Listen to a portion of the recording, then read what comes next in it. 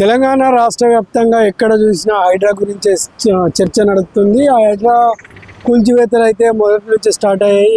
Convention అలాగే చాలా చోట్ల హైడ్రా కూల్చివేతలు అయితే మొదలుపెట్టింది. అయితే దీనిపైన కొంతమంది అమీన్పూర్ గ్రామానికి సంగారెడ్డి జిల్లా అమీన్పూర్ గ్రామానికి చెందిన కొంతమంది అయితే సంగారెడ్డి కోర్టును ఆశ్రయించారు. అయితే శని ఆదివారాలలో మాత్రమే ఈ హైడ్రా వచ్చేసి కూల్చివేతలు చేపట్టారు. అయితే దీనికి సోమవారం అయితే తీర్పు వచ్చింది.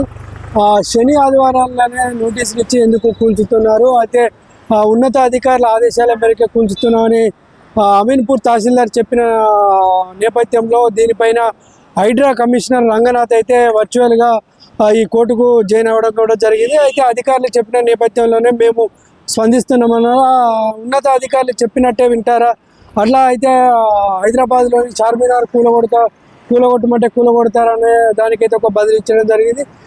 హైకోర్టు దీనిపైన మీకు స్టే ఇచ్చినా కూడా దాన్ని బేఖతారు చేస్తూ మీరు అయితే మీ ఇష్టానుసార రీతిలో మీరు ప్రవర్తిస్తున్నారు. అయితే కోర్టు అయితే వాళ్ళకు చురుకలు అంటించేదని చెప్పుకోవచ్చు. దీనిపైన చాలామంది అయితే కోర్టును ఆశ్రయించారు. అయితే మధ్యతరగతి వాళ్ళకు నోటీసులు ఇచ్చాక వారికి ఆవాసాలు కల్పించడం లేకుండానే వెంబడే నోటీసులు ఇచ్చిన మరో క్షణమే వాటిని కూలగొడుతున్నారు. అంత అర్జెంటు ఏముంది, అంత అవసరం ఏముంది? ప్రభుత్వం చెప్పగానే చేయడం, ప్రభుత్వం మెప్పు పొందడం కోసం ఇవన్నీ చేస్తున్నారంటూ వారిని అయితే గట్టిగా మందలించడం జరిగింది. అమీన్పూర్ తహసీల్దార్ కావచ్చు, అలాగే హైడ్రా కమిషనర్ రంగనాథ్ను కూడా వారిని చాలా వరకు అయితే కోర్టు హెచ్చరించడం కూడా జరిగింది. సంగారెడ్డి కోర్టు అయితే వీరిని అయితే పెద్ద ఎత్తున మందలించినట్టయితే మనకు తెలుస్తుంది. అయితే దీనిపైన ఈరోజు అయితే బెంచ్ సంగారెడ్డి జిల్లాలో కోర్టు అయితే దీనిపైన సీరియస్గా తీసుకొని చెప్తుంది. అయితే హైడ్రా ఎక్కడ పడితే అక్కడే వీరు కూల్చివేతలు మొదలుపెట్టారు. అయితే FTL జోన్లు ఉన్నాయా లేదా మరి తెలుసుకున్నారు అనే విషయాన్ని లేకుండానే చాలామంది అయితే హైడ్రా దగ్గరికి వెళ్ళడం, హైదరాబాద్ వీటిని కూల్చొట్టడం అనేది ఒక చర్చనీయాంశంగా మారిందని చెప్పుకోవచ్చు. అయితే వీటిపైన కోర్టు కూడా గతంలో వీరికైతే నోటీసులు ఇవ్వడం కూడా జరిగింది. పూర్తి విషయాలు సేకరించిన తర్వాతే హైడ్రా అక్కడికి వెళ్ళేసి వాటిని కూల్చే పని నిర్మాణాలు చేపట్టారు. కానీ శని ఆదివారంలో కూల్చడం వెనుక మతలబు ఏంటి? శని ఆదివారం పనిచేయాల్సిన అవసరమే లేదని చెప్తుంది.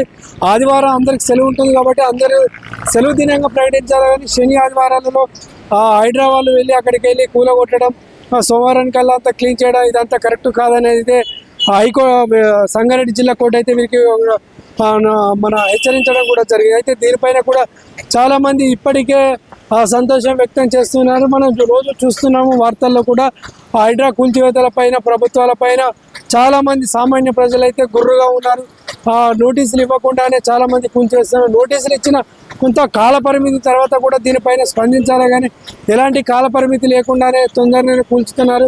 చాలామంది పేదలు అంటే వాళ్ళ సొంత కష్టార్జితం తెలిసి తెలియక బఫర్ జోన్లో ఇల్లు కట్టుకుంటున్నారు. అలాంటి వారికి దీనిపైన కూడా మరి ప్రభుత్వం ఎలాంటి ఆలోచన చేస్తుందని చూసుకోవచ్చు.